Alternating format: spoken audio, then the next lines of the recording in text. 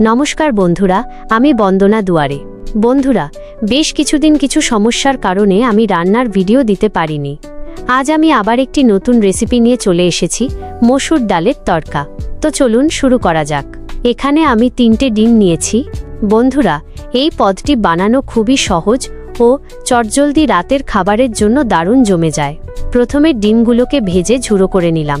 তবে দেখবেন বন্ধুরা, ডিমের ঝুড়োটা যেন একদম মিহি গুঁড়ো না হয়ে যায়।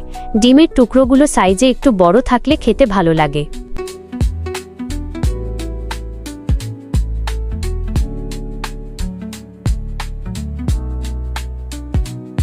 এবার আমি অন্যদিকে কড়াইতে সামান্য তেল গরম করে ফোড়নগুলো দিয়ে দেব। দিয়ে দিলাম জিরে, তেজপাতা, গোটা গরম মশলা আর হ্যাঁ, একটা শুকনো লঙ্কাও। এবার দিয়ে দিচ্ছি মিহি করে কুচানো পেঁয়াজ।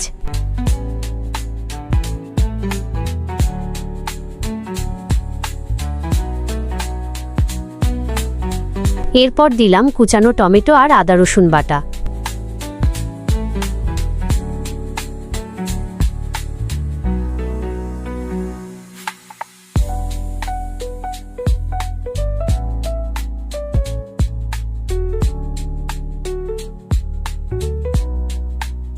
মশলাটা কষানোর জন্য অল্প পরিমাণ জল দিলাম। এরপর দিয়ে দিলাম স্বাদমতো নুন, লঙ্কা গুঁড়ো, হলুদ গুঁড়ো ও জিরে গুঁড়ো।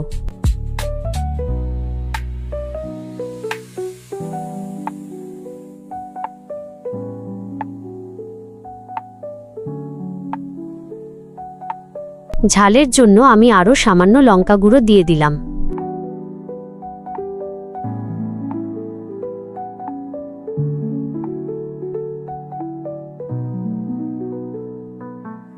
এখানে আমি মসুর ডালটা আগেই সেদ্ধ করে নিয়েছিলাম।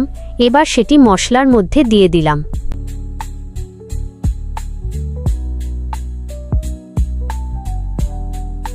এরপর দিয়ে দিলাম আগে থেকে ভেজে রাখা ডিমের ঝুড়ো।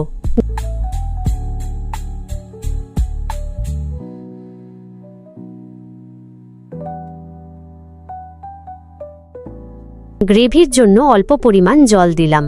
সবশেষে ওপর থেকে ধনেপাতা কুচি ও সানরাইজের তড়কা মশলা ছড়িয়ে দিলেই আমাদের মসুর ডালের তড়কা পরিবেশনের জন্য একদম তৈরি।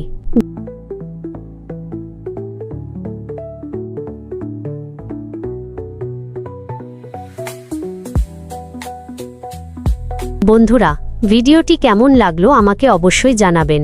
ধন্যবাদ।